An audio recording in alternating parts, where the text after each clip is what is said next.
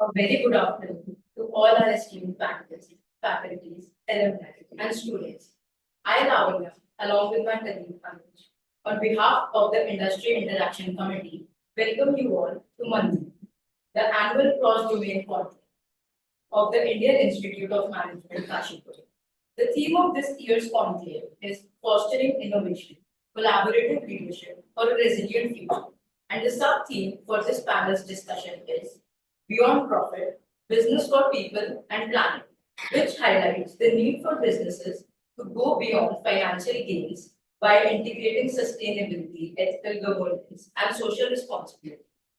It explores how organizations can create long-term value, drive positive environmental and societal impact, and foster a purpose-driven approach for a sustainable and resilient future. Manthan, which signifies deep contemplation and churning of ideas, represents the essence of transformative leadership in an ever-evolving business landscape. IIM Kashipur is renowned for its commitment to academic excellence and industry relevance. Manthan aims to bridge the gap between theoretical knowledge and practical application, enhancing the students' learning experience by providing valuable learning opportunities and networking opportunities with professionals and experts in the field. We would now like to showcase an introductory video about IIM Kashipur.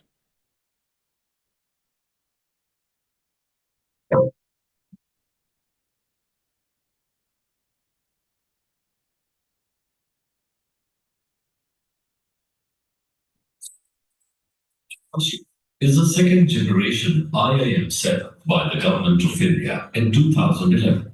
In all these years, the institute stands true to its vision and mission. Our vision is to be an institute of eminence that fosters management research and education and develops leaders for creating positive societal impact in a changing world.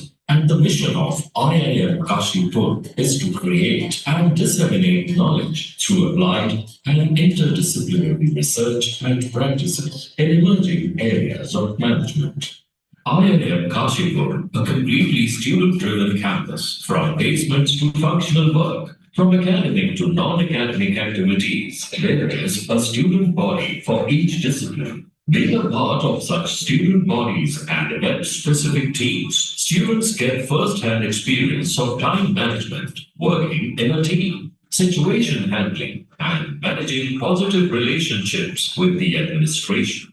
We aim to achieve new heights with every new batch of students. We celebrate the ups and downs of the journey of our beloved students and would like to wish them luck for upcoming years.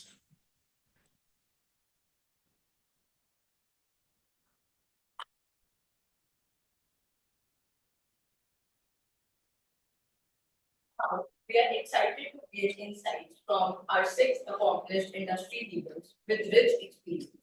I warmly welcome our panelists and look forward to an informative and engaging afternoon with you all.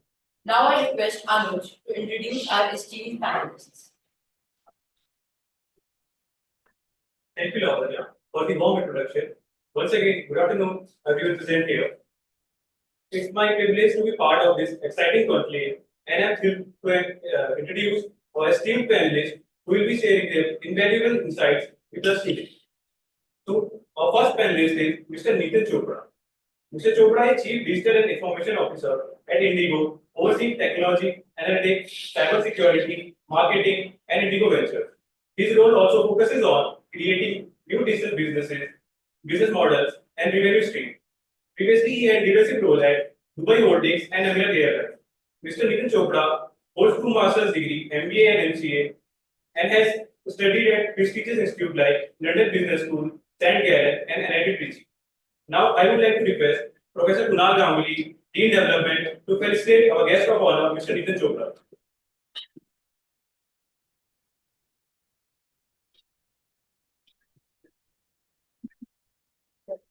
Thank you. Thank you. Thank you.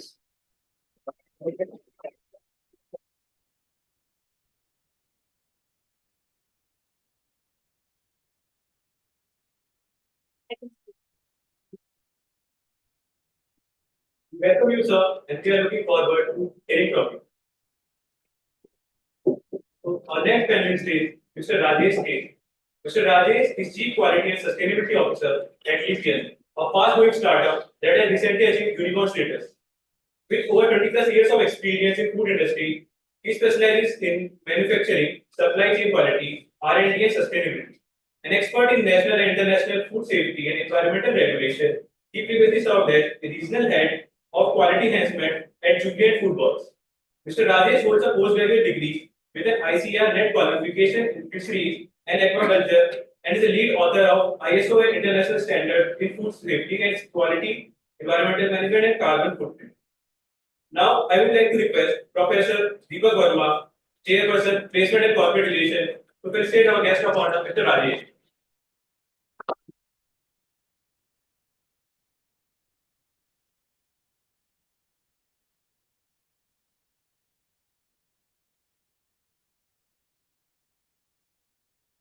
And we are looking forward to hearing from you. Our third panelist is Mr. Samrat Saigal. Mr. Samrat Saigal is Vice President, Global Supply Chain at Dabur. He is an engineer from NIT Kurukshetra with a post-graduation degree from IIM Mumbai. He is a seasoned supply chain leader. He joined Dabur in 2017 as a head of India supply chain, later expanding his role to procurement and global operation. He has driven initiatives to reduce total delivered costs, enhance availability across quick commerce, e-commerce, and modern trade, and led Dabur supply chain digital transformation. Previously, he has had key roles in pharmaceutical and tire industry. Now, I would like to request Mr. Gaurav Saxena, Placement Manager, to felicitate our guest of honor, Mr. Samrat Saigal.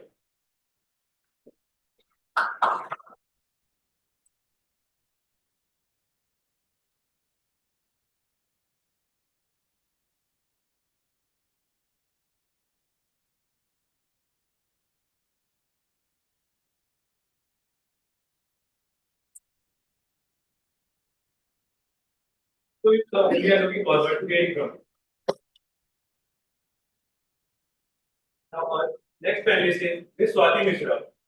Ms. Swati is a senior executive coach, and he is the currently head of the HR South Asia at Omnia Group. She is a trained facilitator and a PAPH 3 certified consultant with 16 plus years of experience in HR and consulting. He has worked with leading firms like Mercer, Variant Company, Panasonic, ECG, and Amdoc across industries such as management consulting, manufacturing, high-tech, and mining. Passionate about mentorship, she collaborated with NGOs like Mentor Together and the Leela Poonawalla Foundation as managing trustee of HR Infotech Association. She drives learning, upskilling, and networking initiatives for the HR professional. Now, I would like to request Professor Kunal Gambli, Dean Development, to present our guest of honor, Ms. Swati.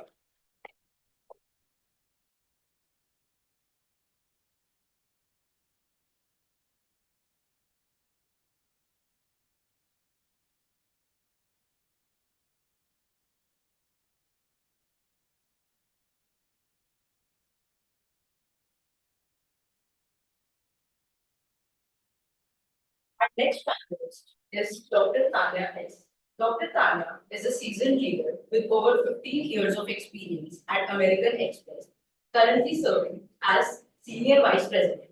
She's an expert in AI-driven training, organizational development, culture effectiveness, knowledge management, and leadership coaching. With a Doctor of Education from the Chicago School of Professional Psychology and an MBA in Marketing from SIMB, Dr. Tanya has a strong foundation in competency mapping, psychological assessments, and Six Sigma methodology. Her expertise spans LMS development, instructional design, blended learning, and executive coaching, making her a key driver of leadership and talent transformation initiatives. Now I request Professor Deepak Verma, Chair Placement and Corporate Relations, to felicitate our guest of honor, Dr. Tanya.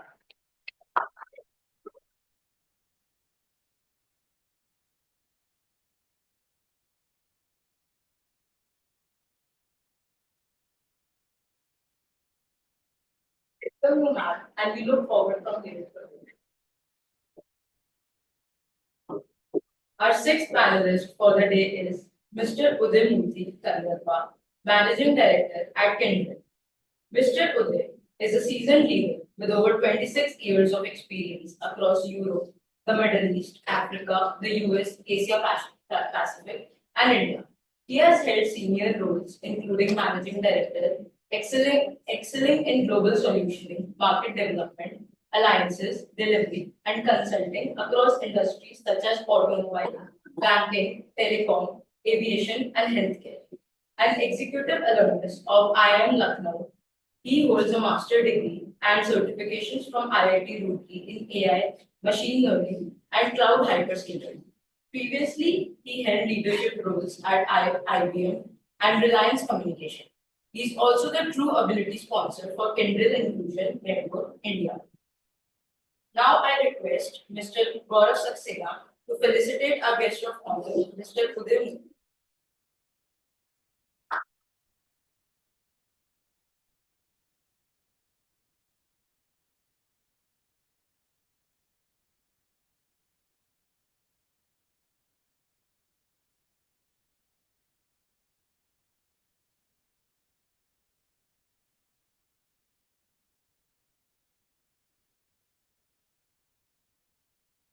Finally, it is my pleasure to introduce our moderator for today's session, Professor Sapal Batra. Professor Sapal Batra is a faculty member of Strategic Management and Entrepreneurship at IIM Kashipur since March 2015. He completed his master's from IIM Calcutta and a doctorate from IIM Ahmedabad. His dissertation exploring innovation in small businesses was conferred the IFCI Best Thesis Award at IIM Ahmedabad. His research work has been published in some of the best journals of entrepreneurship and management, including International Small Business Journal and Small Business Economics. He has been a visiting fellow at the National Taiwan University of Science and Technology in 2018 and completed faculty development programs in the prestigious Harvard Business School and Wharton School of Business. He is also the managing director of the Foundation for Innovation and Entrepreneurship Development, the Entrepreneurship Incubation Center at IIM Kashipur. Now, I request Professor Kunal Ganguly, Dean Development, to felicitate our guest of honor, Professor Sapal Batra.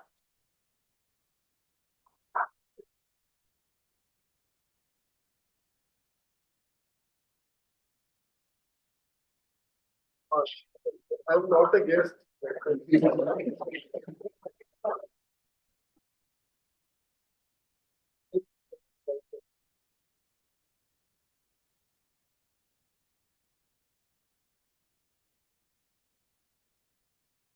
Professor Sapal Batra will guide our discussion and ensure that we delve deep into the insights offered by our panel. Please join me in welcoming our panel members and moderators. Let's give them a warm round of applause.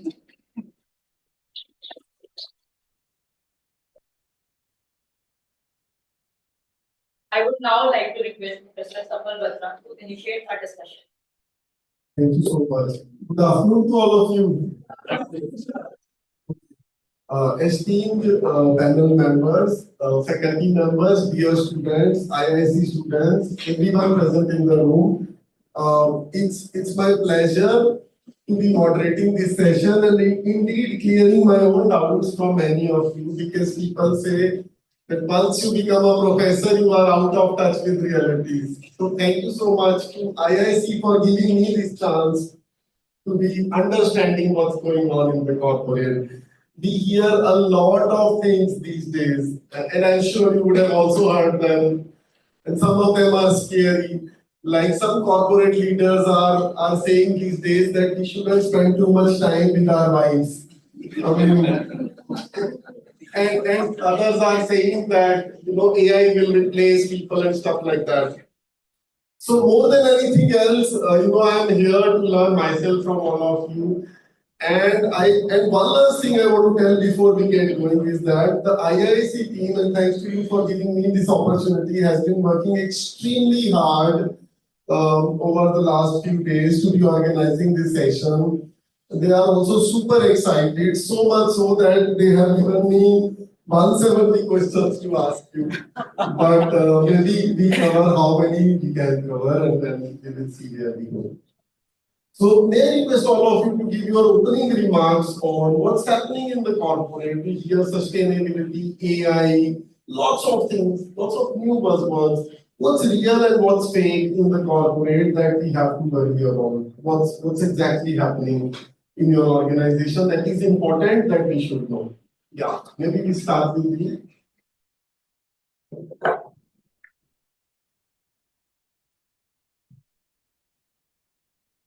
First of all, thanks to all of you for inviting us. We hope that okay, whatever the time we are spending with you, there would be some learning for you all without just reading whatever information which is available and mentioned. Right? So we try to give you our industry knowledge, what we are actually been implementing on ground. So that's the whole objective. Coming to the sustainability, right? So every organization, especially when I come talk about the talking, so we are a 19 billion startup. Almost, I can say, 61 countries and 90,000 members. So when we spun off from IBM 3 years back, so we were actually been trying to define ourselves that okay, hey, how we should manage our overall sustainability goals and what are paths to to reach these goals. So we targeted ourselves that by 2040 we'll be making net zero, net carbon emission zero. And I can proudly say today, after 3 years, so we almost like achieved 9% and 8% approximately for scope 1 and as well as scope 2 initiatives for the green greenhouse emissions. So where it is. And similarly, 9% we have actually reduced whatever settings. So the drive is there all across industries. Not and all these things which we are actually doing not for ourselves for today, and for a longer duration, in terms of longevity of the organization, and as well as trying to see how we can able to achieve and ensure the betterment for the organization, society, and as well as the people. Good afternoon, everyone. And thank you for the reply. Though I hear readiness of the reply, so maybe lunch has been quite a bit heavy on the stomach. Anyway, I feel literally overwhelmed and happy sitting with the people who are connected with me on LinkedIn, but we haven't met. And that's a great opportunity. Talking about fake and talking about what's prevalent, AI is going to take away your jobs is fake. There is a lot of series of research that has been happening at the back end while you people are thinking what's happening with the employment structure. Believe you me, the struggles that we've had, 15 years in American Express, is not an easy journey.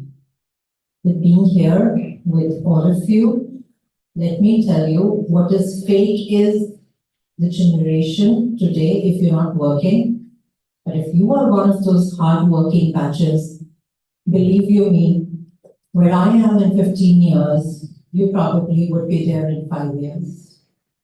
And that's the truth. So there's nothing fake, all this is true. Yeah, thank you. Thank you. Good afternoon, everybody. Thank you. Thanks to you. I'm getting a response here. You've woken up everybody. So it's such an honor to be here with you all today and with my esteemed co-panelists. Thank you again for the opportunity. I would like to say that in line to what my co-panelists here said, AI is here. It's a change that is for us to ride on. It is for us to embrace. It is going to create a lot of opportunities, and it is only going to augment your jobs. It is not going to take away your jobs. It's like, you have a worker, you're going to review the work which is already done. Even if you're looking at ChatGPT or doing your assignments, if you're just copy pasting it, it is of no use. But if you're referring it and then you're building further on it and you're value adding to it, it becomes an opportunity. I remember the amount of time when I was doing a compensation benefits role, when I would probably attend presentations, 90% of my time would go into number crunching, preparing those tables, preparing PPTs, and only 10% time I was left with to do the actual analysis, connect the dots, show management how it is going to impact the decision making. Now it is reversed. Now the PPT gets made in 10% time. And 90% of my time goes into analyzing, thinking how this is going to impact business. So you're going to have much more time if you do smart work, with AI. But how are you utilizing that additional time that you have in hand? How are you doing smarter work with that is what is going to make all the difference. Another thing that I wanted to say is businesses have become more responsible now, and we're talking about sustainability. It is not only what we are going to achieve, it's not about bottom line, it's also about how we are going to do it. Are we going to do it responsibly? And thanks to you all, because they say that, the Gen Z is more interested in having a purpose-filled life. They're not only here to make money, they want to make a difference to the society. And organizations have become conscious about it, that if you want to attract you all, we got to do a purpose-led business. So thanks to you all, organizations have become more conscious about that. Thank you.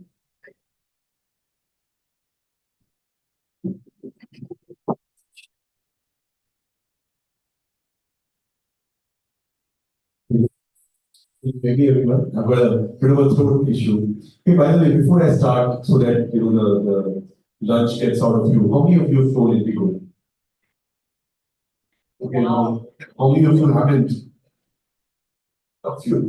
Okay. I just wanted to do some exercise so you wake up in case the lunch is got you. Yes, what are the top 4 or 5 topics happening or being discussed in executive rooms in any aviation company, let alone the one I've been talking right now, which is IndiGo. One is just, they say in airlines that if you want to make $1 billion, take $1 billion and put it into airline, you'll soon be earning $1 billion. So just making sure profitability, operational excellence, making sure the 2,300 flights, happen on time, 3.5 lakh passengers. So, just operational excellence, profitability, the basis of business are one perpetual discussion. The other, perhaps other areas that are quite important nowadays, not because I head up digital, but digital and its impact, and within digital, specifically the impact of AI. So we get into that, I guess, in a bit of detail, but it's not something that you can ignore. It's not, in my views, my job in IndiGo is to really make myself redundant and make sure digitization, digital transformation, digital mindset actually exists in every function, in every leader. It should become like Oxford. So that's another topic. Customer experience, because customer experience and customer care in large scale operating companies where products are pretty much the same is the differentiator. Right? So how do you differentiate through customer care is a key topic. And then of course, sustainability, purpose, ESG, that's another key topic. Right? So yeah, very volatile times, ability to be what they call elastic, right? Being able to be anti-fragile, as somebody says, right? Being able to respond as people, processes, companies, that perhaps is another key point. So these will be the 4 or 5 things which are a perpetual source of discussion and debate within most large nations. Thank you. So we were so clever to this question, which is paid real. And when it comes to AI, I think whether we get to know the information that will be provided and multiple societies, whether it is fake or real, that confusion itself is what I think AI is going for to be common. But at the same time, no innovations or technology took away mankind into a different dimension. Everything was beneficial, whether it was about the antibiotics, so that is from my hand. Since I am from food industry, I think that is the main thing I used to hear from our concern is like that your chicken will have antibiotics. So antibiotic resistance kind of things. But we can't imagine today a world without an antibiotic, without plastic. But the $1 million question is it beneficial or is it harmful? Obviously, how we use it. if we use it judiciously, if we use it rationally, then it will be there will be reality and truthfulness in it. Who propagate it, who invent it, and who consume it. So all depends on how we are going to invite it, how we are going to use it. If it's a judicial usage, wise usage, rational usage, then we can avoid the consequences of the fakeness out of it. Else, it is will be having a negative. But that is all for the positive impact that can bring all of these in multiple aspects of the human life.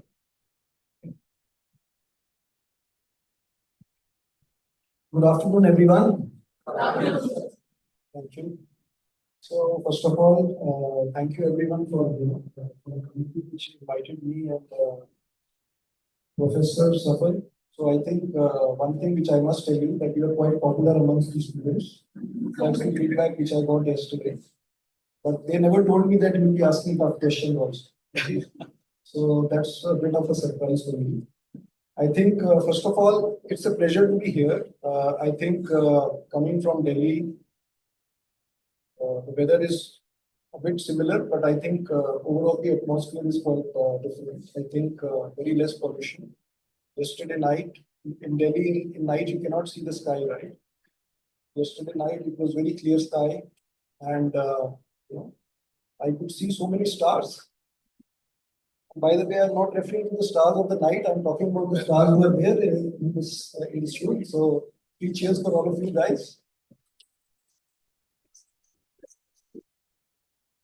I think coming to this particular question, my one bit is that probably what is real is that change is going to be real. I am remembering one statement which I read in the year 2000. There was a particular piece in one of the newspapers which said that the amount of technological advancement which has happened over the 200 years, past 200 years, which is from 1800 to 2000, it stated that 90% of advancement had happened in the last 10 years. So in 5% of the last 200 years, 90% of the advancement had happened. I think if an article is written today, probably a similar thing would be there. Technological advancements over the last 5-7 years would be 90% of what has happened over the last maybe 220 years now. So technological advancement is real. I think what is important is adoption of technology by industries, by students like yourselves, who are going to be fresh from college. You need to learn those advancements. You should be abreast with what is happening around you. You should be able to adopt and adapt to those technological changes. Today it is AI. Tomorrow it could be something else. When I passed out, we had an SAP lab in our institute. So learning ERP was kind of AI of today, right? 20 years, 25 years back, learning SAP was the in thing. Today we are talking about AI. Maybe 5 years down the line, when you guys come for a panel discussion, there could be another technology. So please remember, technology will keep changing. Pace of change will be very, very fast, much faster than what it was maybe 15, 20 years back. You should be willing to take over whatever changes are there, and you should be able to change with whatever changes are happening around. That's my take from this. Thank you so much. This was enlightening about your comment on the fact that our students are stars. I totally agree. I'm on the same page. And stars shine the most in the night. So if you are here at 2 a.m., sorry, then you will see the real shine of our students. They're like awesome. But jokes apart, they are truly good students. You said I'm clever. I have to be, otherwise I cannot deal with 100 very clever students. That's how I do. Moving on, one thing is quite clear to me that digital transformation is real. It cannot be ignored. So a very simple and short question to any of you. So what are some of the key disruptions which we are going to witness in the next 5? Let's stick to 5 maybe. What are some of the big changes or disruptions which are going to shape or transform this industry? Let me start here. I think, as per me, technological disruptions are the real threat. Apart from maybe something of a biological warfare, apart from that, if we have to talk about technological failure or disruption is the real threat which we expect in the next whatever n number of years, 5 years, 10 years, and the way the dependence on technology is increasing.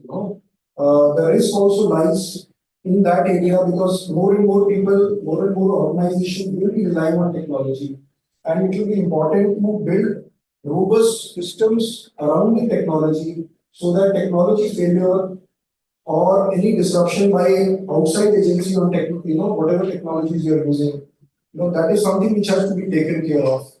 I remember in the year I think 2016-17, that was a time when there was a Trojan attack which was there, and companies like I have worked in Reckitt Benckiser in the past.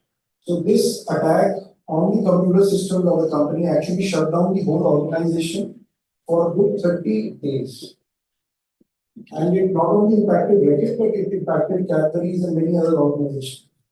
And I can tell you that they had to pay money, and it was not real currency, it was digital transfer which had to be done.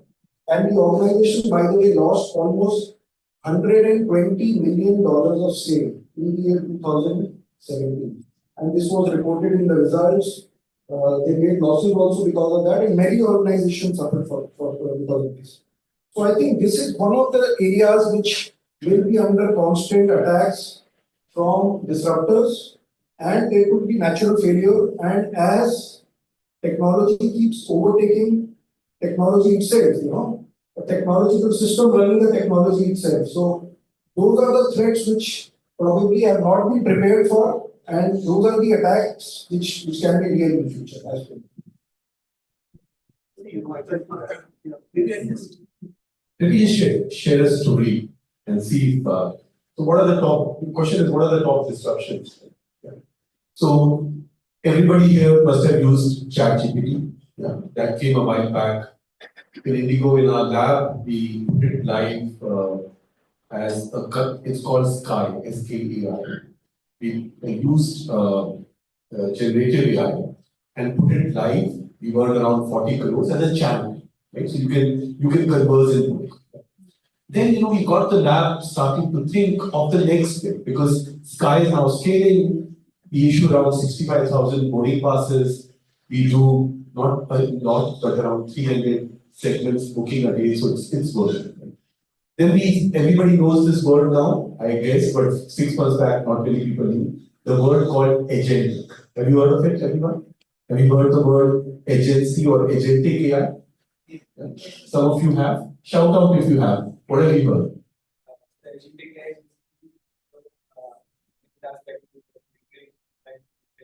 Yeah. So that is being automated, right? So the one big thing is AI that thinks and reasons. So what do you mean AI thinks and reasons? So I'll quickly share a story to make you understand, how the world is changing around us. And then you make up your mind, be curious. It's not for us to tell you what is disruptive, it's for you to be curious and continuously learn to know what is going to be disruptive, the art of being curious. So what was happening is OpenAI was releasing something called O1, the next release, right? That was supposed to have reasoning, thinking and reasoning, right? So the next version of OpenAI. And OpenAI, before they release anything, because they're worried about alignment problem is if the AI you lose control and they take over the mind, right? That's what alignment means. So what OpenAI does is it's an independent agency which checks the software, saying if AI will it take over the Terminator problem, right?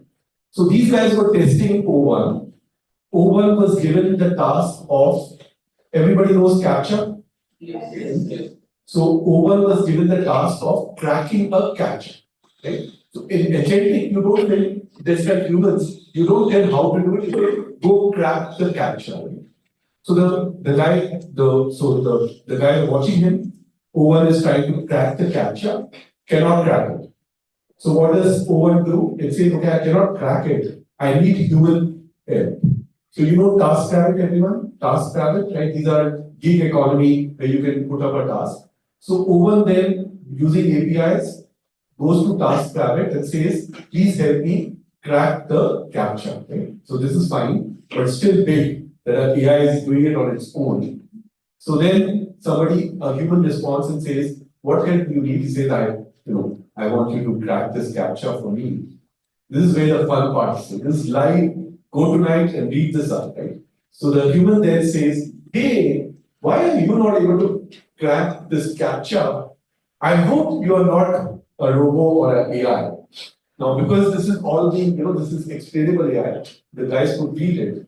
So the O1 is then thinking that I cannot answer this question truthfully. I have to lie to this human. So it responds back saying, hey, that's not an issue. I'm not a robot. I'm just visually impaired and hence I need your help. And the person answers the question. You make up your mind, guys, sitting here in 225 when intelligence is the least intelligence it will ever be, right? What you think it's going to cause in terms of disruption, right? This is the state of AI when DeepSeek did not exist, right? So, my view is quite a lot is going to change.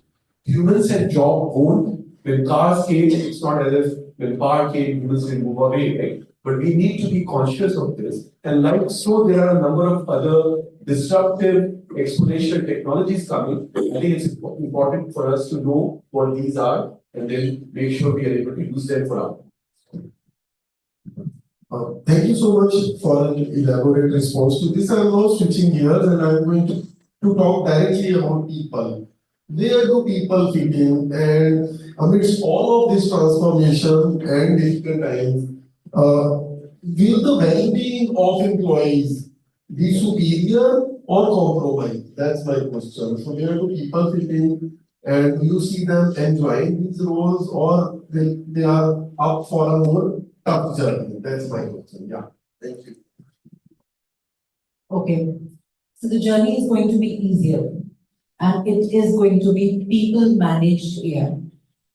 The only thing that's going to happen is, let me bring you an example. If you are an HR ops person, or if you are into the part of the recruitment and talent management, if somebody is doing recruitment, you understand how many layers of interviews happen, right? You're sitting at one interview, then another, and then there is one person and the second person, or probably that one person, if there's, let's talk about bulk hiring somewhere in Flipkart, this one fellow is taking 100 plus interviews online every single day. Imagine what's going to happen to this person. But here's a program that does all the initial screening from the location that you're in and in a multilingual program. So if you're Marathi, the questions will be Marathi. If you are Carolite, then the question will be Malayalam, if I'm correct. And if you are Punjabi, then the questions will be Punjabi. And this is the kind or the level of AI intervention when it comes to handling and working in the right way, not like creating clones and what Sir just said. I think people are definitely needed. Let me tell you honestly, and this is from the horse's mouth because I'm a part where I not only involve people as part of the organization, but work very closely with them. Would you want to answer an AI sitting in front of you and asking you questions about what do you do? So what has been your strength so far? Tell me about your weaknesses. Or would you want somebody to sit right in front of you, give you a situation and you explain how good or bad were you handling that particular situation in an organization? Which one is better? Tell me. So we all need human touch. Yeah, I can never be human. And it can never touch you also. Right? I'll just add to it, when we speak about mental well-being, in fact, sir had just made a mention of it in his answer, about the concept of anti-fragility. How many of us have heard about this concept, anti-fragility? None? Okay. How many of us are into gymming, bodybuilding? Nobody? इतना अच्छा gym है यहाँ पे कोई नहीं जाता I remember at lunchtime, everybody was telling me I'm going to gym. Oh, thank you so much. Okay. But we are aware of it that if you have to build muscles, you put your body, if you're into weightlifting, slowly and gradually you start, increasing the weight that you're lifting. It breaks down your muscles. You might, your tissues get rebuilt, and then you have stronger muscles, right? That's how the whole process works. Now what happens? Sometimes you have this injury in the gym, right? And sometimes it just has when you go out into this, it might have adverse effect. Where does that happen? When you start increasing the weight too soon, too fast, right? And then when you're not allowing recovery time to your body, when you are constantly every day going and doing that. Now, the same concept goes to our minds. When we are continuously bombarding in this age of information overload, every time we are so connected to the digital world, we have this FOMO, what if I've not read this, what happened yesterday, I'll miss out on so many things. Your brain is constantly, your mind is constantly engaging with so much information, you don't even have the time to filter out. So, how the anti-fragility concept works is that two things. One, this concept is we know about resilience, right? That if we fall down, we come back to where we were. Anti-fragility says you fall down and you rise higher than you were before. So if you face a challenge in your life, if there's a setback, you go back stronger than you were before and smarter than you were before. So all this technology, which is the world of AI, which is coming in, it should actually not be a challenge. You should just bounce back to this and become even more smarter. And how do you do that? By allowing. So instead of work, you do work, recover. Then work, recover. If you only do work, it will not be sustainable further. If you're talking about sustainability of organizations, we also have to look at our own sustainability. So make sure you're allowing that recovery time to yourself, working very hard, recovering, and this will happen when you build it in your routine. And then the recovery, sometimes what the recovery period is very short. You had a long day, you just need to have a quick 10 minutes, power nap, and you're back with full energy. Sometimes it has to be a little bigger. You need, 2 days off, you just go out to a place. Sometimes you have to take 1 month off. Make sure that as you're entering into the corporate world, in order to take care of your mental well-being, as much as the organizations and the HR teams are designing different programs that pay attention to your mental health, but you also do that, allow that recovery time to yourself, and then become anti-fragile and become even more smarter and sharper than how you were before. So yeah. Sure.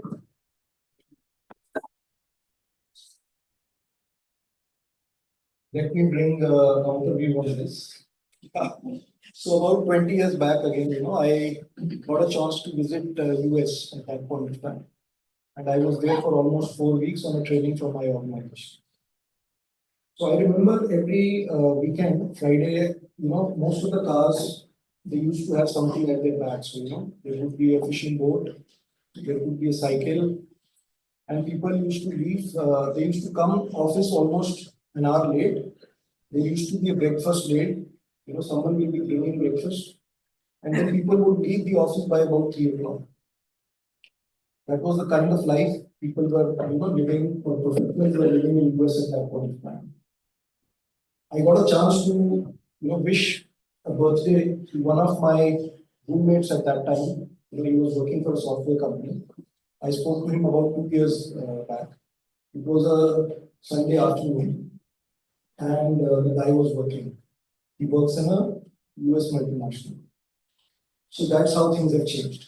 Okay, the economies which are doing well today and which are not doing well today. So look at Europe, people are laid back, 4 days, 5 days working, 2 days off. Some economies are talking about 4 days working, 3 days off. They're struggling very badly. US, you talk to people in tech companies, they are working very hard. They're putting 10 hours, 12 hours of every day, time. Plus on weekends also they have to spend time on working. So I think the world is changing. It will be more demanding on everyone. Be prepared for that. Of course, it is important that work, recover, work, recover. But I think be prepared for some really harder times to work. And I think it is going to be taxing on everyone. I can tell you that much. It will not be an easy job. It will definitely not be 5 days a week or 4 days, which Europe wants to do actually. So things are going to be different.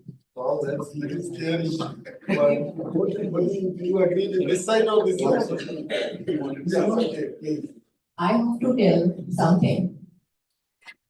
Since what Mohenjo-daro or the Harappa culture, all the operations team have always had a fight with the training teams and the HR trainers. The moment she said recover, he was like, I will do a counter review of this. How dare she recover? They have to learn to slog. In fact, I'm from the, I cannot say that, okay, I manage both, right? So both HR and as well as the operation.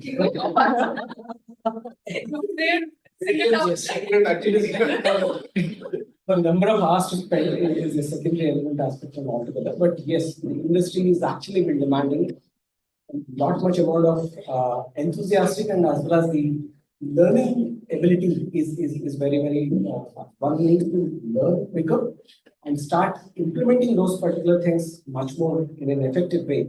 Then only you'll be able to succeed in the organization. So the one which Tanya said that in 5 years you've been able to achieve the goals where she was.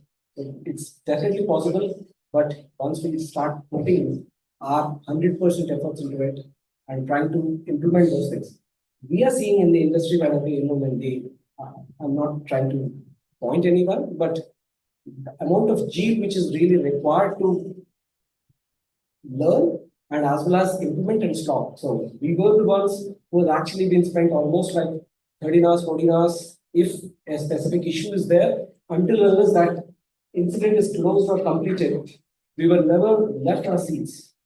Now people are actually being seen that, okay, hey, my shift is done and the other person has actually been coming. Can I leave and then can I hand over and go back? So where are you learning? What exactly? So you did almost like 80% of the job. Spend the remaining 20% and do 100% job and leave. Then you have the 100% learning. Otherwise, this half-cooked information or a jack-up all master of none doesn't help. As we all are talking about, AI is coming and all these things are there. How can you guide or validate the information without you having the right amount of knowledge to counter? So be the 100% guys. But 100% cannot be done in one day, right? I mean, that would be 25 hours, no? Let that be. So we're there for 48 hours as well in the office. But if needed, otherwise, as he rightly said, pack the bags on Friday 3 o'clock and then don't even come.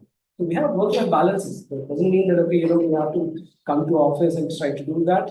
But ultimately, you can able to work from wherever you are, go to Kerala and work from there. If you're actually been enjoying the seashore, or go to Himalayas and work from there. Nobody's stopping you.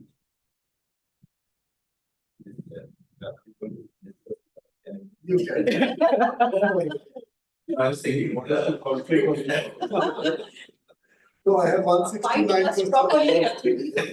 I do have a point of view. You should I should be swift, but I won't be allowed. But somehow we are converging to the topic of today, which is about the sustainability. The sustainability is all about balancing. It is not the let's say or this way. It's all about balancing. And if we are, it is in our routine, it is in our workplace, it is even in our life, even it is in our desires, it is in our wish list. If we are able to balance, we are more close to the sustainability. If we are unable to balance, this conflict will start, and it will be lead into another thing. I'll tell you one thing about the COVID time, what happened in India. The IIT Chennai Madras came up with a lot of algorithms. And if the entire machinery of ICMR or the ministry went behind that, Indian population would have been half of that today.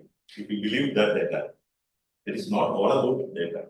The biological world is different. The virus got multiple levels of mutation by that time. which even today's science can understand.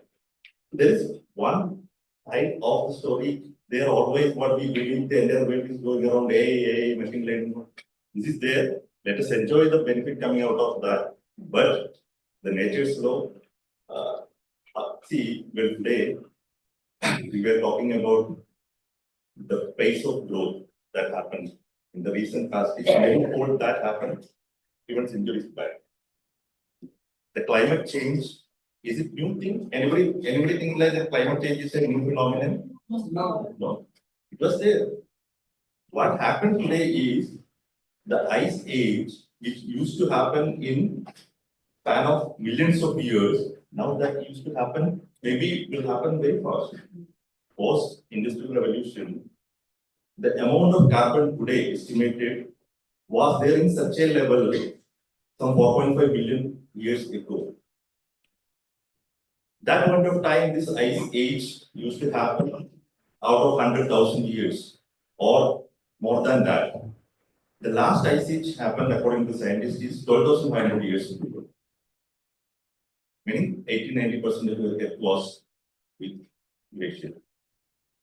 That may happen, it may not take the previous ice age, that gap is going to reduce because of the, what do you call it, the amount of carbon today in the.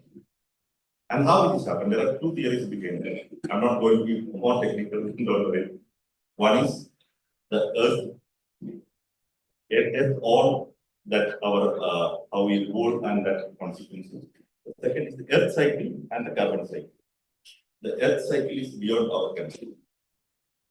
Carbon cycle is having a steroid effect. That is human initiative. So today we are talking about the government or the regulators or the industry or every activist is talking about the carbon cycle and where can we control that. It is not by stopping any initiatives, any development, but by balancing. So we need to learn how to balance. It's not about how many hours we work or whether you slept for 2 days or not. That doesn't matter. But what you are doing, are you enjoying it? And is it meaningful? Are you going to benefit out of it? Or is the society going to benefit out of it? Is it required or not? If you are able to find out an answer for that, I think there is no such complexities or non-made of new terminologies to use it or new technologies to use it. The things will become normal and it become balanced. We move on. No, I can quickly share, right? So I have got, my experience has been in large enterprises and I've been involved through ventures here in Dubai with the entrepreneur. Okay? So 2-3 comments quickly. One is, I mean, it is tough out there for both these things that I've experienced, large enterprises as well as entrepreneurship. But what I have seen in terms of workload is a bit like this, right? It's not like this. I mean, typically what happens is in IT especially, you go through peaks and then you consciously make your teams and yourself go through a bit of trough. So you unwind. That's one. Second is the one curve which should remain steadily growing in your lives, at least I have tried it in mine, is the curve of curiosity and learning, right? Because while education might have got quite expensive, I'm not commenting of where we are standing in general, right? The fact is learning has become increasingly free. Right?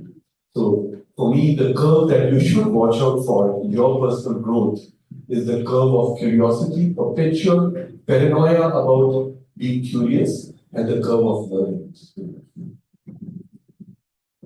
That was truly an interesting discussion. What I understood, or if I were to summarize, it's going to be difficult with lots of hours going in the workplace, but we can still find some time for our wives. That's what I'm doing. We won't go there. We won't go there. Okay. I think what is important is the ability to switch off when you're out. That is the most important. Whether you get 6 hours, whether you get 10 hours, whether you get 12 hours, you should be at one place only at that point of time. Mind here, body there, mind there. That is something which you guys should learn. And I think students undergo this much more than we do. Because I also have kids, I can see that, even if they are in movie, they will be thinking about what's happening in the class, studies. So try to build that ability that you're able to switch off when you're not. Wherever you're physically there, mind should be there. That's the most important thing. I think you guys are pretty successful. I think you would have already, probably learned that art. But if you feel that it's not there, then please try to do it. Yeah. Thank you. Thank you so much. I mean, there was this question which was coming later, but it's so related to what we are discussing. I am bringing it right now. But before I ask this question, I would also like to tell all the students to ask whatever is in your mind. At any point in time, you see me picking the mic for a question, you want to ask one, just raise your hands, please. So it's not a very the fact that professors don't know many answers. I think there are just two of us here. So since you have practitioners here, as well ask your doubts. But I have one pertinent question which is coming straight from the discussion we are having.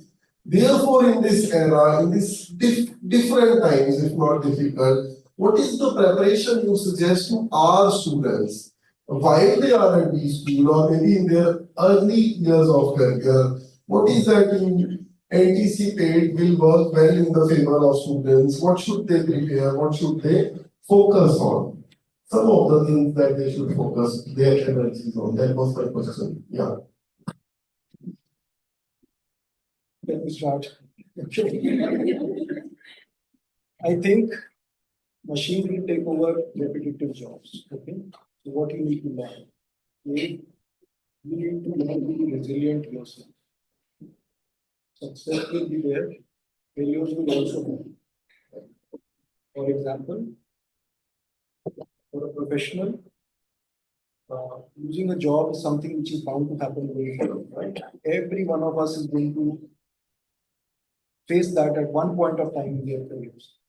So what do I tell everyone, right? You should be prepared for it. You should be resilient. You should not feel that, something big, something really bad has happened.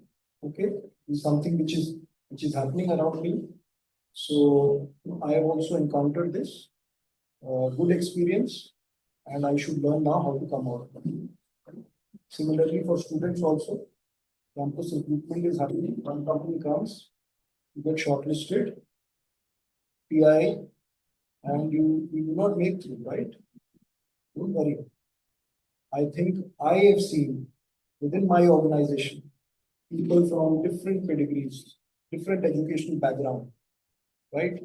Right from IITs to IIMs to normal colleges of MBA, normal graduates, all competing with each other in the professional world and being successful, right? You are obviously 2 or 3 steps ahead of them, right? But within your sphere also, sometimes you will face failure, right? So be resilient, learn how to be resilient, how to overcome any small or big failure. That is one important thing.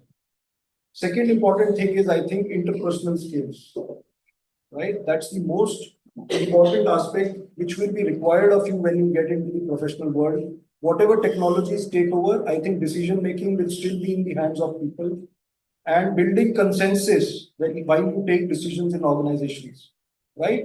Making sure that you are taking decision in marketing, but you are having consensus with finance, with supply chain or other functions. That is going to be the key ask from you. So I think you should start building that interpersonal thing right here. Within your hostel, you should interact with each other, you should interact with your professors, go out and interact in the industry. Even if you go out to a shop, you try to understand how they are doing business. Every small or large interaction which is happening around you, with you, you should try to learn. I think these are the 2 critical things you should focus on. While, of course, you learn about business, how businesses are run. Those are things which at least I can say, and it's a long story. I'll probably not be able to talk about it here, but I have learned a lot about business in my college itself, organizing some of the events where I was able to, understand how businesses are working. Just by organizing an event, the finances of the event, the marketing of the event, the ultimate P&L, right? So those learnings will keep happening, but I think 2 important aspects on which you should definitely focus. There were no time like this ever before in independent TV. What was the educational requirement 50 years before the independence? Because British introduced the English education system to be a clerk. And even after that, 30, 40 years, the Indian ecosystem was building more and more Europeans. I remember during the COVID, my appraisal happened through online, I was at home. Then after the thing, talking for 1 hour, I came out of that with a smiling face or something like that, and like that. And my kids asked, what? I got 4 out of 4. This thing happened. Then my son was asking me, still you are working? No. So that time he was 4 or 5 years old. Yes, his thinking mentality is not work. He's not studying for working somewhere. He's character entrepreneurship. I don't know whatever it is. Maybe not the right word. That is the mindset of the kid in primary class today. And that is the opportunity in front of the students and youth. Today, we couldn't have that kind of opportunity. And it's a cycle. It may change. Like what happened to Japan for 50 years back and what China is going to face. Because the 60% of youth population will be changing into an older population after 30, 40 years. So India undergo the cycle will change. But this is the right time. This is a great opportunity for anybody graduating out of college in India. Tremendous opportunities are there. Yeah, I mean, there could be a lot, but just, I mean, I totally agree. Thank you. I mean, this is great input. Right? Just a couple of them, just in addition to these, Amazon has these beautiful 16 principles, right? I would request you to have a look at them. Bezos drives every Amazon company through those principles. The one I like the most is bias to action, right? Get your hands dirty. That is the thing we did in the lab. That's what I tell the guys, right? Till you do, you really don't learn. So that's perhaps one. I completely agree with you, sir. I think we live in network times. LinkedIn, Facebook, Instagram, whatever you guys are, TikTok, not here. I should talk about it. But I think networking is so important, right? Because and don't worry, right? Most people will say no, but one person will say yes. So build your networks, and as you said, starting today itself. Right? So third, I have lived outside the country for long, so forgive me, I am an Indian, but I'm going to say this. But my views on this have changed now, right? But Indians just don't, we as Indians, just don't dream big enough. We are the world's most intelligent populace. We used to say in Emirates that we used to call it the Bangalore Express. Right? So you start from Bangalore, stop in Dubai, go to San Francisco. Dreams during the process were mediocre. Dreams in San Francisco are all exponential. So my only request, and I think that those were a few years back with UPI and what we've done here, startup world, Pixel, VTOLs. It's quite amazing what's happening in India. But the third bit would be continue to be big. As Indians, it's our century. So let's make it happen, guys, to all of you. And your dreams and aspirations.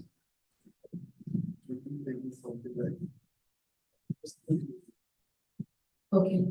So I'm going to introduce a model to you. In one of my executive coaching, I have used this model which I worked very beautifully. Whenever you get stuck in your careers and you think, okay, where do I go now? How do I make this choice? Because life is all about choices that we make at every juncture in our life. We face a situation where we have to choose between this or that, and there are no right choices. Nobody can tell you. You have to see for yourself what works best, because what has worked for me might not work for you, and vice versa. So the first thing that you need to think about, and need to reevaluate at every point in your life, is what is the goal? What is your end goal that you're aspiring for? Which, let me tell you, will keep changing. If I ask my daughter today what she wants to be, and if I ask her after 6 months, she's already changed 6 professions in the last 6 years. So like that, our goals will also keep changing. But at every point in time, if you step and say, okay, where is it? If I think about today, what is my goal today? Okay, having that goal is important, because if I have to go from point A to point B, only when I know what's the point B, I can figure out the shortest distance, the shortest way to go there. Otherwise, I'll not know. Once you've identified that, ask yourself the why behind it. Why do I want to go where I want to go? If today I say I want to be a CEO of a multinational organization, the second question I should ask myself is why do I want to be a CEO? Is it because of the power, influence, position, money, status? What is it that I'm looking for? And be very clear about it. And then ask yourself, this is a question on values because the why will be about what your values are. Imagine that it's a retirement party. I'm sorry, it's not even placements yet, and I'm already talking about retirement. But think that it's a retirement party, and think about different important people in your life. Think about your spouse, your child, your parent, your colleagues, your boss, your subordinates, and write down what is it that you would like them to say about you. Okay, write it down. This is an exercise you have to do later, and then start circling. There's some keywords which you'll see repeating. If your father would say, "Oh, my son was very caring," and your spouse will say, your child will say, "Your boss." That means care is an important value for you. Similarly, boss would say, "Okay, he's very up to the mark." Like that, there are a few keywords that will come up, and it will be different for each one of you. But you identify this is where your values are. So make sure that whatever goals you're aspiring for, the organizations you're aiming for, they share the same values and the purpose, which is aligned to your own personal value. Okay? Then the third thing is, if you have a goal in mind, if you're very clear about why you want to go where you want to go, what is stopping you from going there? Which is, why not?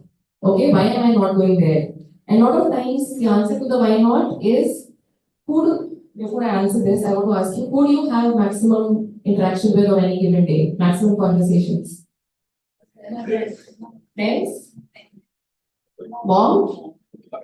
Who else? Roommates? Who else? Professor. Professor? Sir, आपका वहम है. Who else? Yes. So we have the maximum conversation with ourselves. It happens here, inside our head.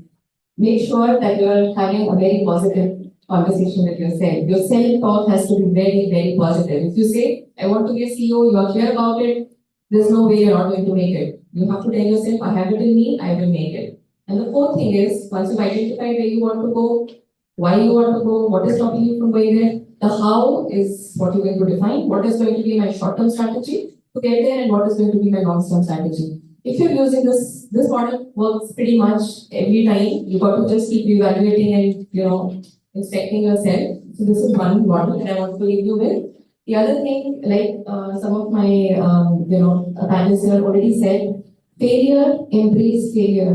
You're going to fail so many times. I failed to remember one person who's very successful and who can say that I never failed in my life. They're all. It's just about your response to failure. All of you are going to fail, but how are you going to get out of that failure is the differentiating factor. And start failing right now, I would say.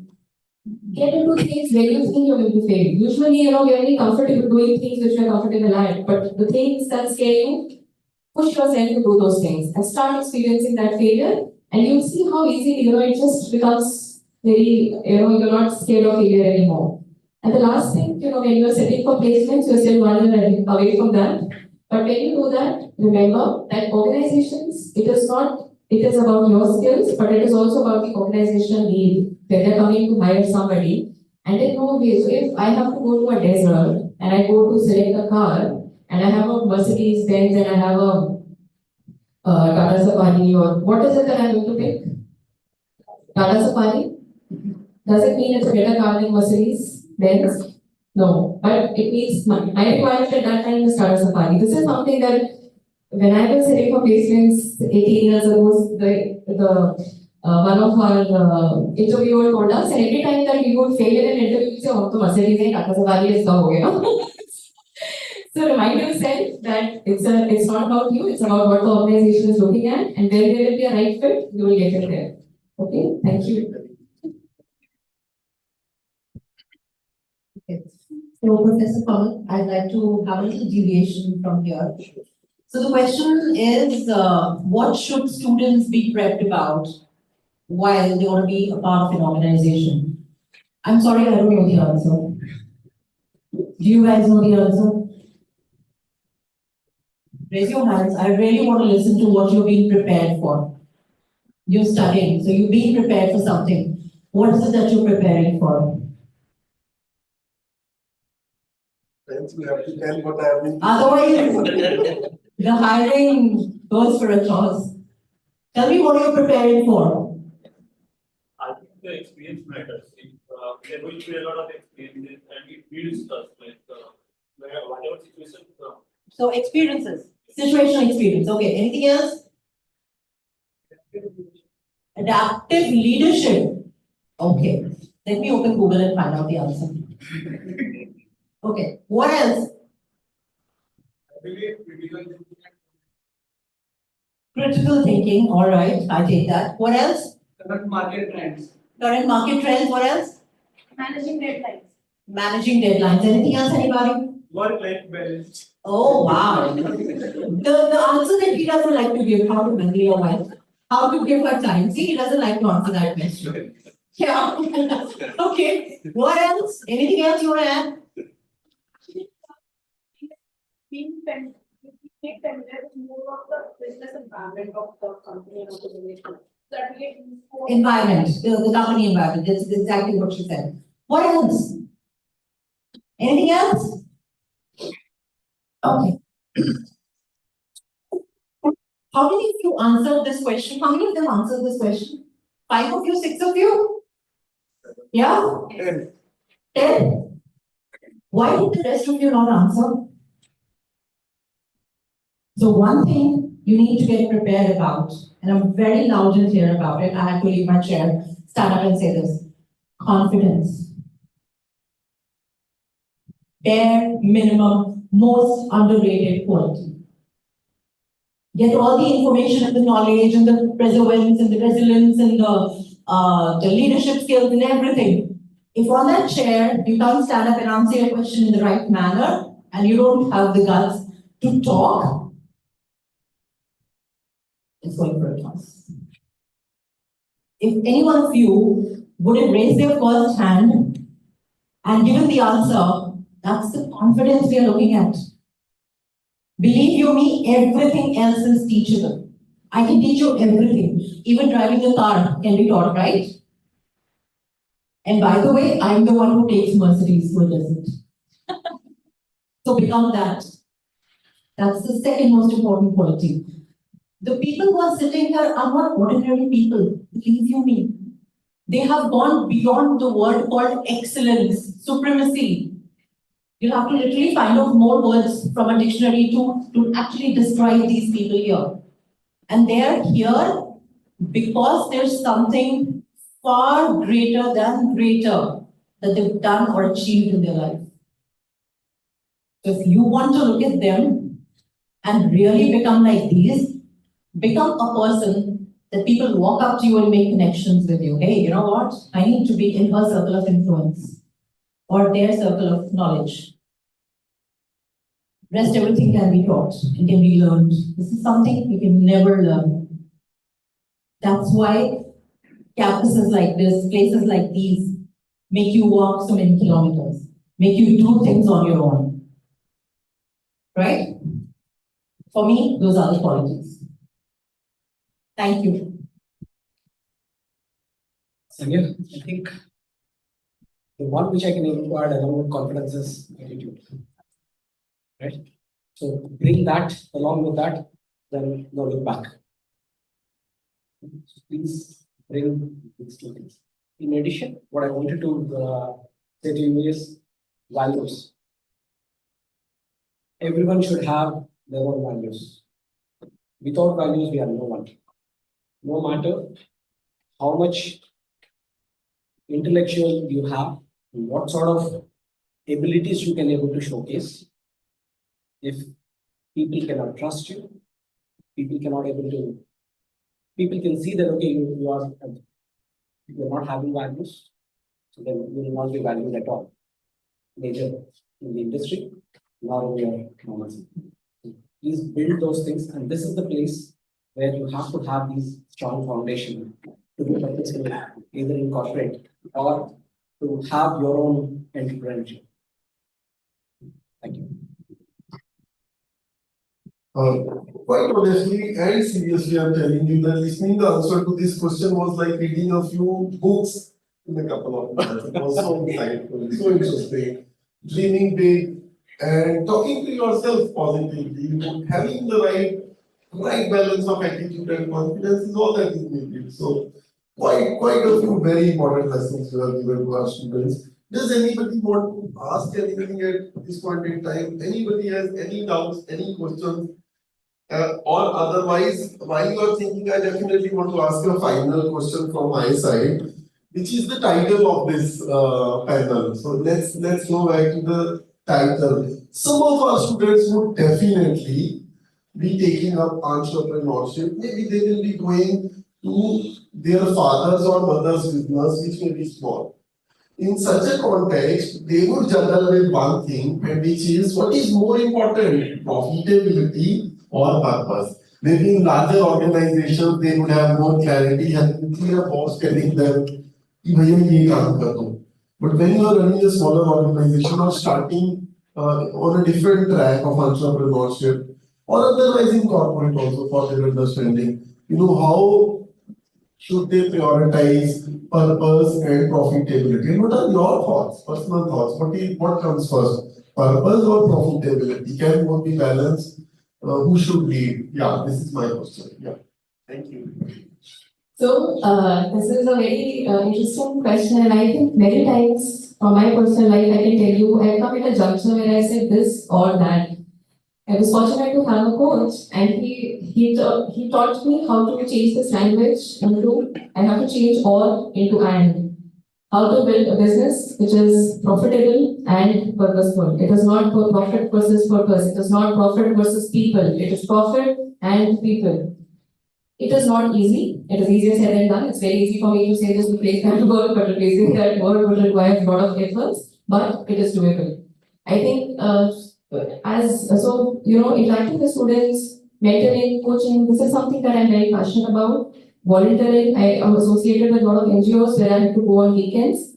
It would always put that doubt in your mind that are you being fair to your family? Because if I'm coming for a talk to you Monday to Friday and anyways 10 hours given to my organization, I have a weekend for my family and I'm coming and doing all these things that I'm passionate about. Am I being fair to my family?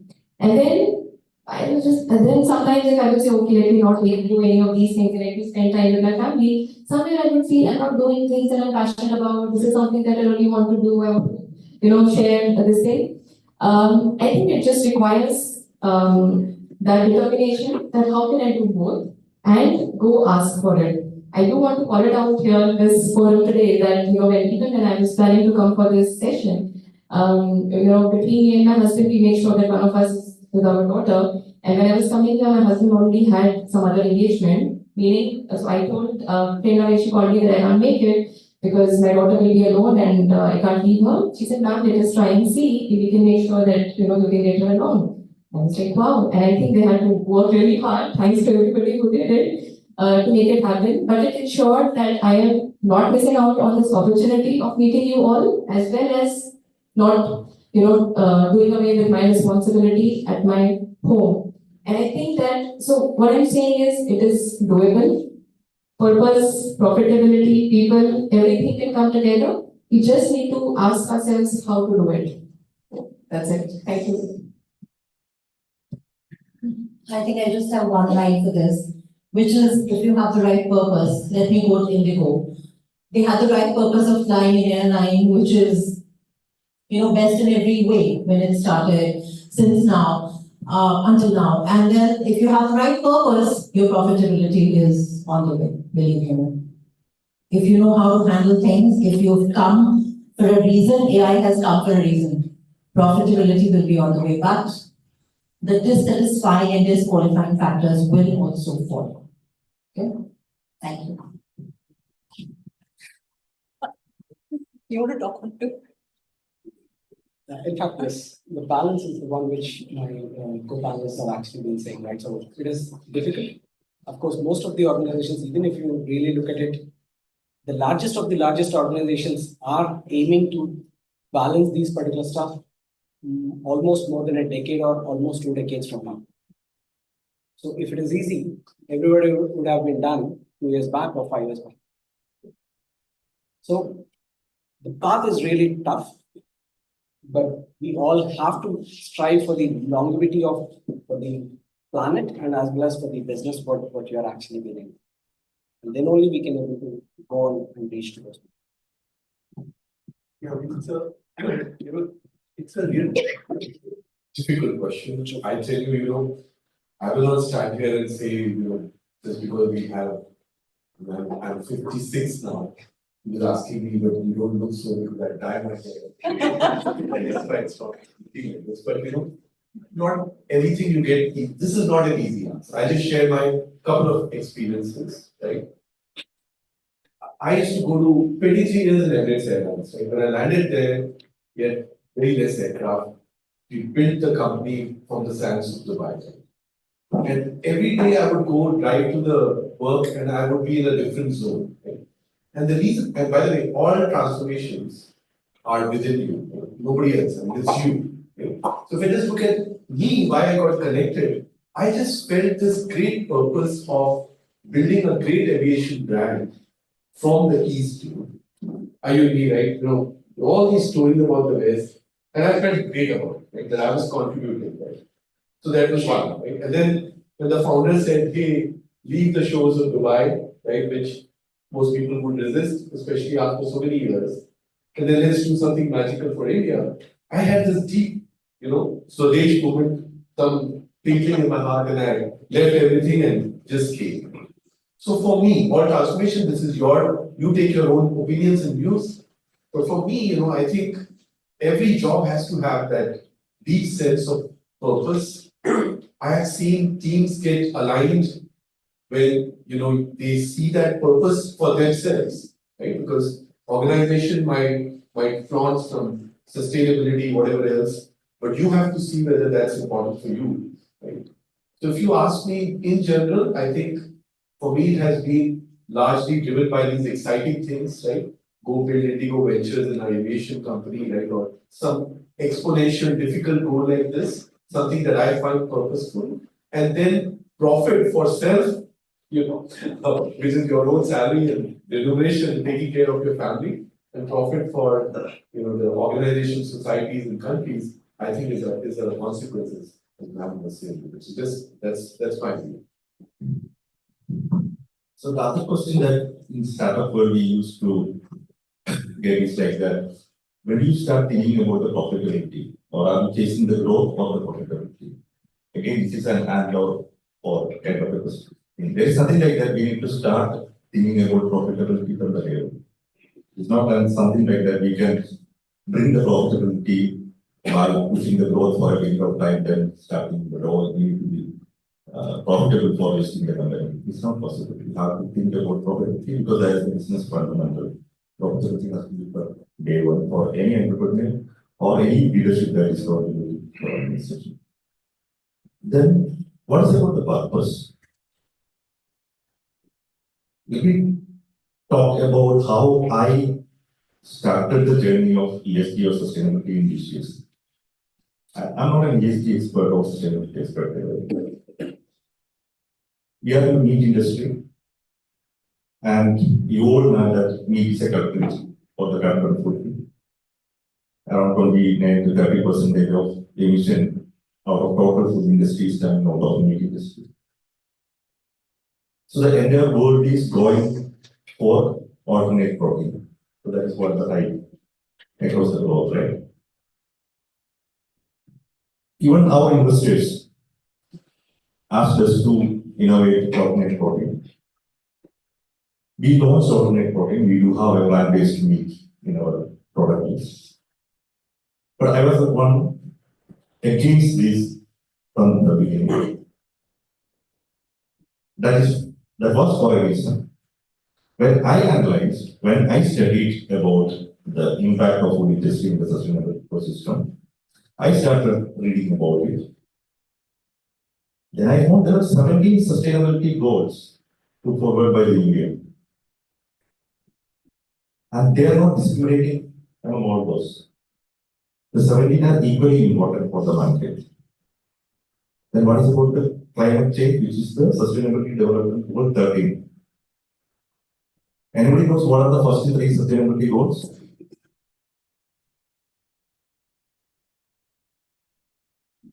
Topic is sustainability.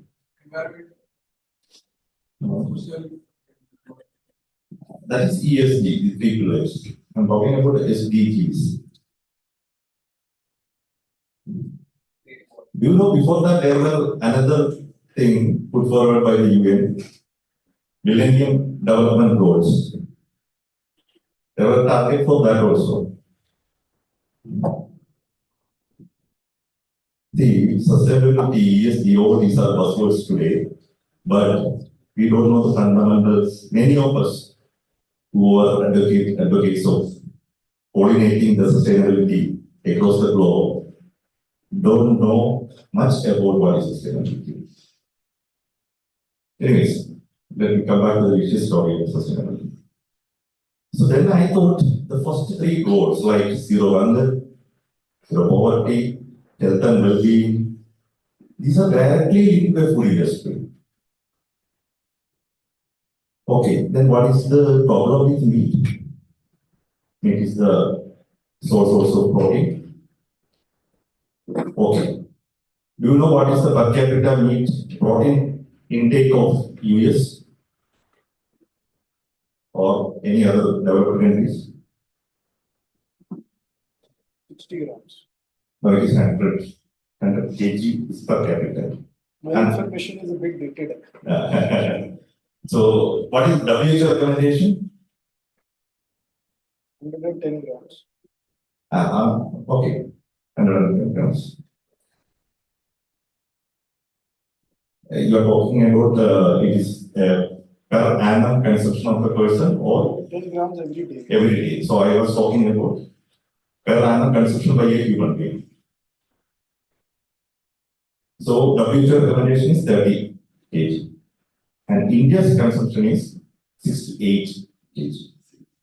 It is recently this will be talking this. We are 72% non-vegetarian as of today. It is 68. So there is every reason for us to go for an alternate protein by two reasons. One is they are consuming more than the recommended dosage. Second is out of the aviation, 60% of meat industry is contributed by the beef, which is banned in India. And India is a protein deficient and protein malnutrition state. So is it our responsibility to attack the protein malnutrition or to pump the funding for alternate protein here? Right?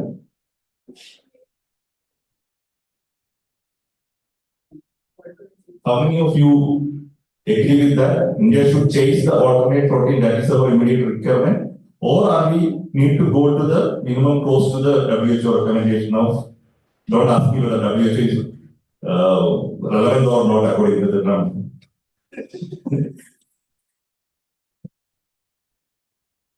So if I say we need to improvise our protein production, protein catering, our population need to get the protein. If we are not able to digest this in any other perspective of which non-vegetarian, vegetarian, alternate protein makers, we are taking this equation behind, and one of the faculty was talking to me about certain 2-3 industries, which is beverage industry. It is taking away a lot of groundwater. I'm from Kerala, and in Kerala we do have a land where the land itself is below the sea level. A small single rain will cause flood. It's known as the Kutanad. A small single rain will lead to the flood. In her book, Indrano's Expiring Days, the Coca-Cola company stopped their operation in only one place across the globe. You know where it is? That will be in Kerala. In Kashipur, Palakkad district, which is border to the Tamil Nadu. It's a dry land area. They said that question was reasonable to stop operation there because water scarcity is there. But Pepsi at the same point of time proposed to Kerala government, we will start a factory, beverage company in Kutanad area, where they will through ozonization or what is that? They can convert the salty water or brackish water to potable drinking water. If that factory was there, the groundwater level may have gone. The single or monsoon season, the people or they may have been saved out of flood. So that is how you can link the profitability with a purpose. So the point that here I'm making is like that, it is not two different things. If you have a clear vision about your business, what is the purpose of that business, then you can get the profitability by wisely applying where and what you need to apply. And you need to educate the ecosystem to understand that instead of going into conflicts. So there are no universal yardstick to measure the profitability and also to measure the purpose. Somewhere something is happening that we cannot mimic. India need to have India-specific, industry-specific sustainability measuring and mitigation plan. Likewise, African countries or US or whatever. What is happening today is the entire world is focusing on one thing. Who can make the conference is sometimes even in the corporate meeting, you come to know that the conference is correlating with who make more noise in a meeting room, who is able to speak more, may will get attention. In the sustainable initiatives also, this is what happening. So somebody will write an article and that propaganda will, today's world, because of the social media and many other things, it will reach out to everywhere very fast. And that will become an agenda of the government. Not knowing what is, this can become an agenda of the industry also. So today, my investors are convinced that we can have a different story for protein in India because India's requirement is different. And I'm happy to do the ESG work or sustainability work because I'm not following anybody's footprint to address the carbon footprint. I'm writing my own script, not based on any belief, but based on fact and figures. If someone can contradict that, I will change that. I will go into that. But as of today, this is how our strategy. Cater more protein in an affordable way. There, the profit will come, and we will meet some of the sustainability development goals. So guys, you know why I wanted to answer every question first because you know others will actually steal what I wanted to say. So I had one answer in my mind. I had to change it again, change it again. But then finally he gave me time to actually think about it.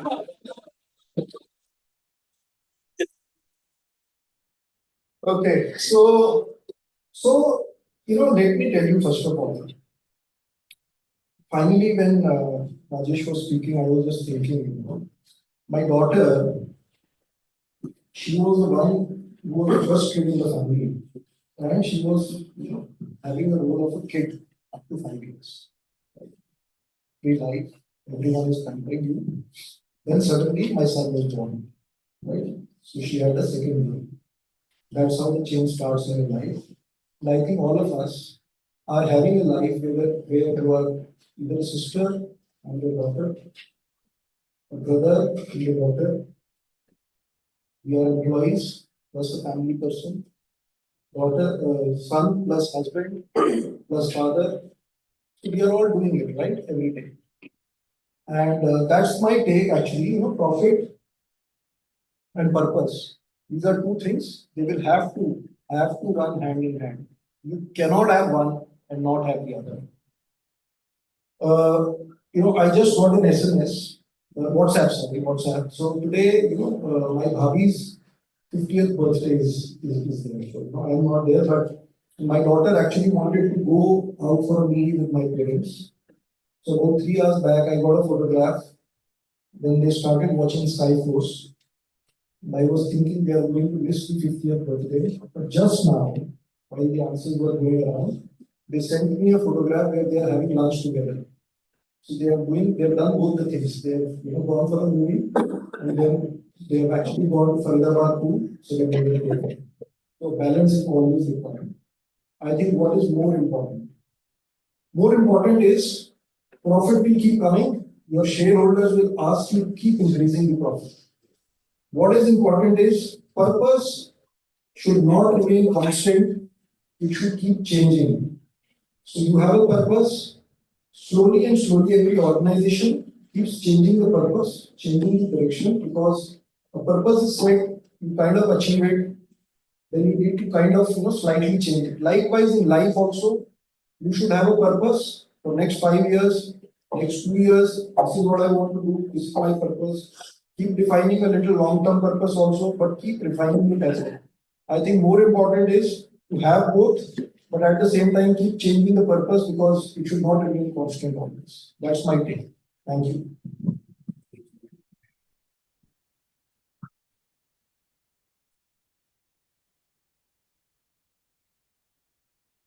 Thank you once again. Very, very enlightening. At this juncture, all that comes to my mind is to, once again, I mean, we are not closing, but it comes to my mind that I should thank these folks for giving me this opportunity to learn some of these interesting things. Guys, over to you. If you have any questions, please, yeah, go for it. Yeah. I had a slightly unconventional view to things. That is, the businesses are. This is the Trump in the room.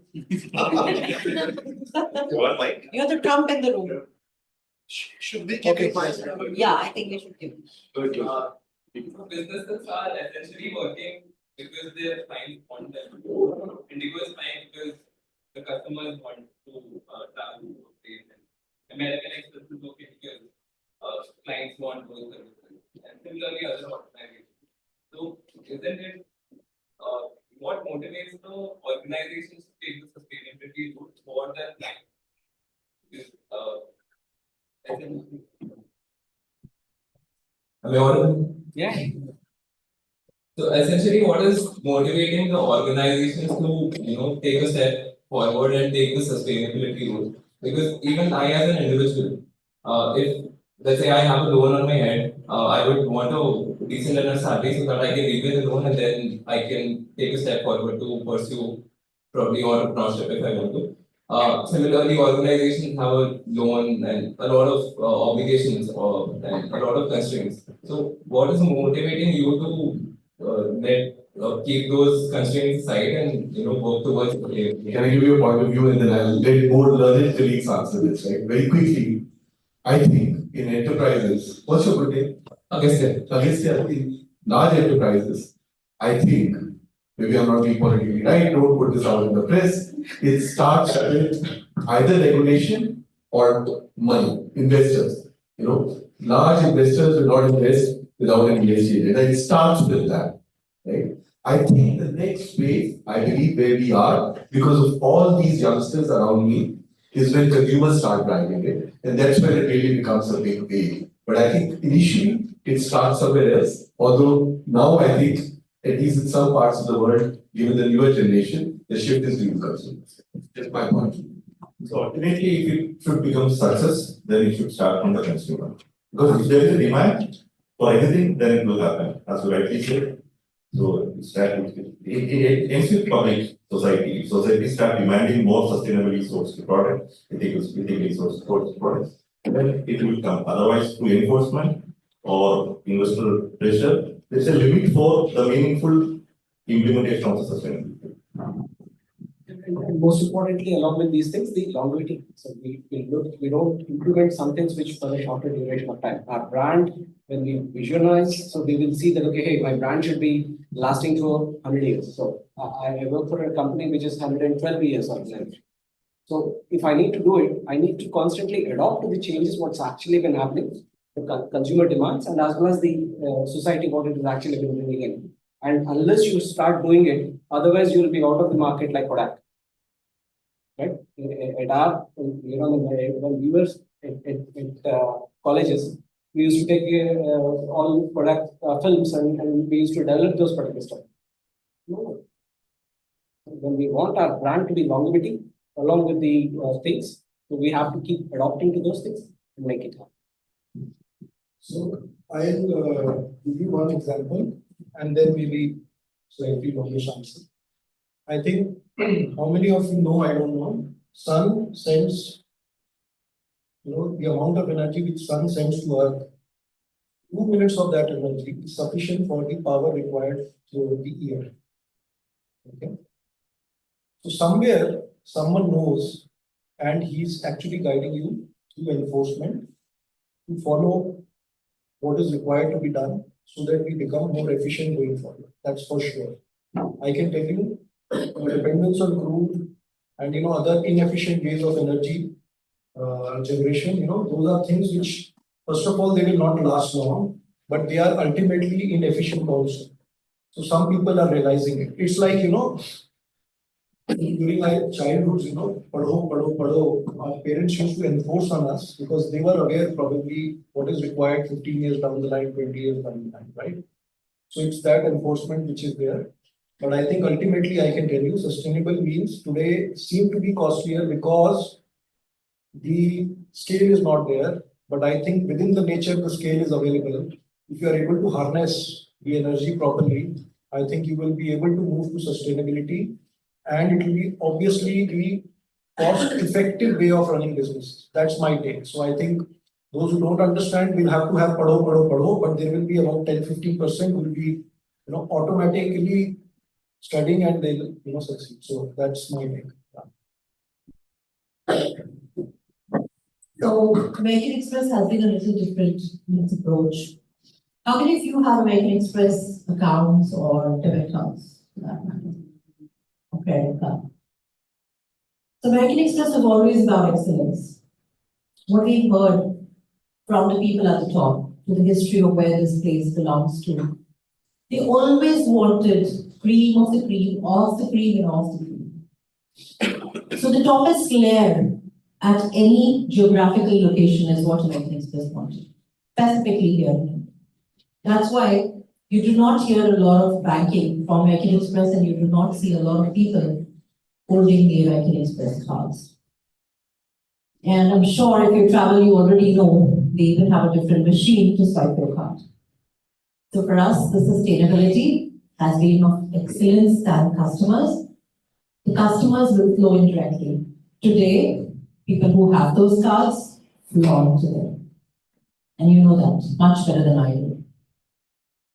Right? So for us, it was always excellence. That's the key. I would like to state one thing. I think the statement which I gave, only one person in the room probably was aware. Yes. You know who? Samira, raise your hand. You were aware? I could see in her eyes actually. She was aware about this. Yeah. No. She could very well. The amount of energy with sun energy. Very good. Very good.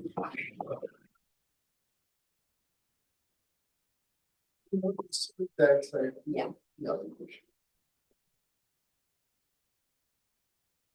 Hello, good evening. So my question is that we talk about purpose and sustainability, but from last couple of years, I saw many firms and industry try to cut their cost and fire their employees. Is it not the question mark on the values of the company and sustainability?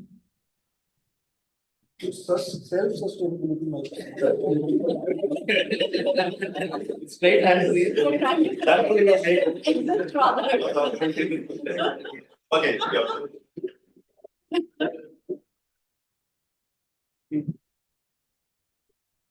Answer is given. Yeah. And anyways, you are the expert. Expected person to answer. So, I just, just going to give a little obvious answer. So the first time that I had to, there was this layoff that our organization was going to announce, one of the organizations that I work for, and the first time that I was required to have this conversation with a set of people, I can't tell you how bad I was feeling because as an HR person, I was all the time telling them that, we are fighting for you and our people come first, and then I was the one who was going to sit with them and handle this conversation. So thank you very much for your services. Now I have two things. Firstly, I really had to have a counseling session with my father before I went for that.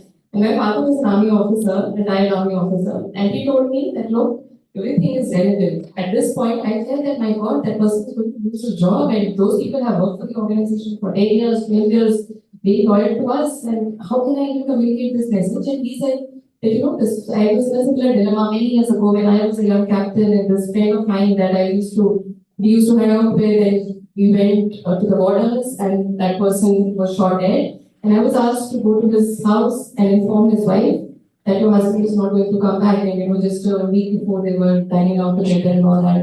And he said, imagine, how I felt when I went to communicate this, this harm which had happened to a friend. And he said, what you're communicating is a loss of job, that was a loss of life. So firstly, it's a perspective. When we look at things, how big they seem to us, it's sometimes you have to tell yourself, okay, it's for you, I can say, oh, it's a job, it's everything. Or I can say, okay, it's just a job, and find something that is good. So one is that.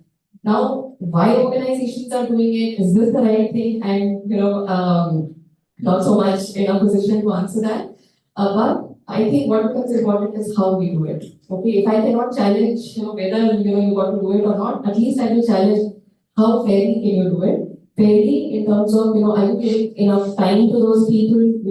Is it like instant, the way it happens in US today, your laptops are locked, you're out, you're by yourself. Or am I saying that, okay, let's communicate to them that the skills that you're sitting at might get obsolete, you have 3 months time, upskill yourself, look for opportunities inside, start looking outside, we are writing some time for you. Second, can we compensate you enough for next few months so that we say, okay, at least for next 6 months, we are giving you a 6 month salary, so that you can, fend for yourself and you have the time. So it's a question of sometimes it's not in our hands to see whether or not, this is to be done, but how we can do it in the most fair way is what we try to do. But what you have to be mindful of is to keep upskilling yourself, to keep yourself, so up to date that you are constantly, you keep your eyes and ears open. Am I, working on those skills which are becoming obsolete? And if so, how do I quickly upskill myself? Should I look for internal projects which are, more in demand? Should I start looking for opportunities outside? So that's how I would take to answer this. Maybe we can have one last question from you. Yeah. So mine is the industry. In airline industry, we know maintaining profitability is a very difficult task. So how to find a trade-off between sustainability and profitability, and what are the different sustainability initiatives that airline companies usually take? So I want to move on. Yeah, I mean, just very briefly, I think the science, there's a science to profitability in airlines, and there's just execution at low cost, right? So there's a science to it. You look under every nook and cranny. I tell you, right, because just look at Forex now. Yeah, Forex can completely derail a quarter or 2 quarters, right? Yeah, so fuel can derail. Yeah. So I think there's a science and a culture to profitability in large airlines, and that's focusing on cost. Right? So that's one. As I said, sustainability, there are 3 really drivers. One is investors, second is regulation. And personally, I'm very happy about this personally, because I completely aligned with my daughter, right? She's same age, right? That the privacy statement shouldn't be that small little thing that you write that everybody just sticks in, right? It should be out there upfront so that you have a choice. Right? So for me, the third driver is for sustainability is, the fact that consumers now want it, especially our younger generation, right? However, it's a very interesting dilemma, if I may just share it. I had this great debate with a very senior executive. Suppose you have 2 flights and I give you carbon credits for both of them, right? And one flight was 150 rupees less than the other. Would you actually choose it, even if you are in that Gen Z, right? So, the really interesting question, right? And when you do start choosing this, is when the pressure from consumers will come and world will change. In terms of either or, I think I would just rely on what was said earlier. You have to find the equilibrium and balance as leaders amongst all these paradoxical, kind of drivers in large enterprises, right? There's sustainability, there's profit, there is yield, there is employee care, there is customer care. You have to find the balance, right? That's the art of leadership in our view. Thanks a lot. so much. Yeah, okay, thank you. But before we start, let me, from my side, on my behalf, thank all of you for the interesting insights that you have given all of us. And one last point, I always remember Ratan Tata saying that purpose and profits can possibly coexist. But what are the mechanisms and how to go about it? It's more clear to my mind.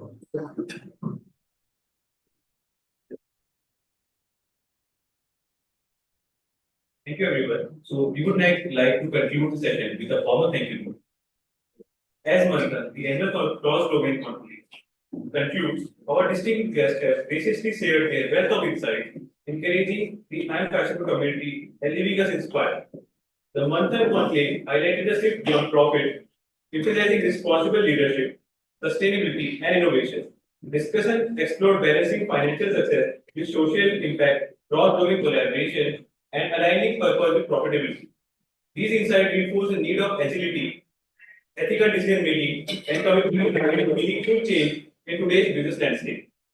We are grateful for participation and we look forward to continuing this important conversation in the future.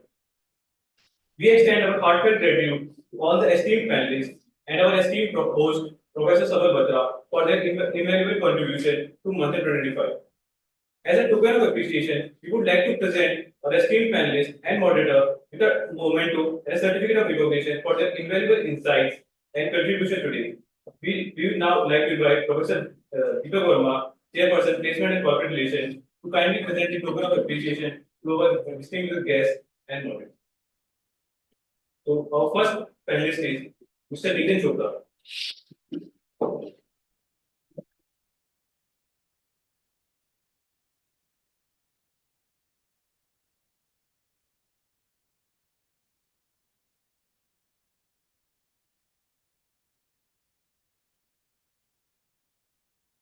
Mr. Rajesh K.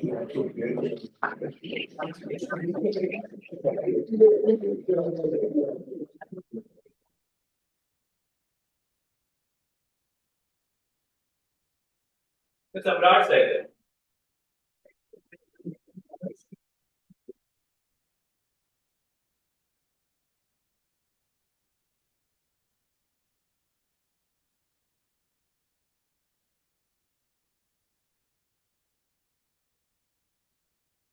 Swati Mishra.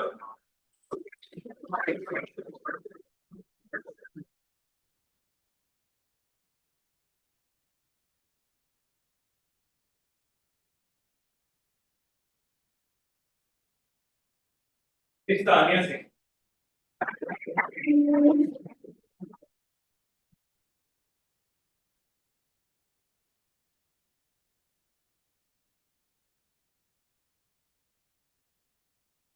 Mr. Uday Murthy.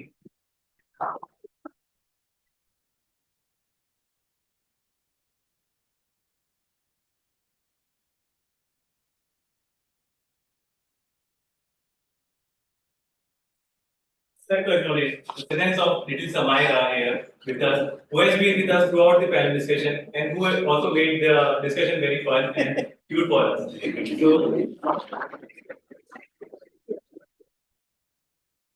we would also like to present the token of appreciation to our moderator, Professor Sabal Batra.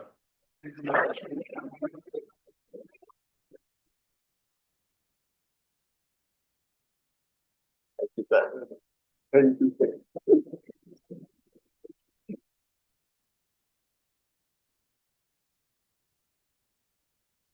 You can call me every time then. They don't? We are also sincerely thankful to all our faculty, Professor Deepak Verma, Mr. Atul Kumar, Mr. Gaurav Saxena, along with all the stakeholders for their guidance and support in making Manthan 2025 a renowned success. Let us carry forward the lesson learned today to foster a brighter, more innovative future together. Thank you, everyone. Thank you for your participation.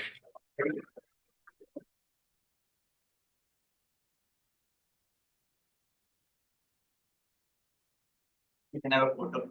Yes. Yeah.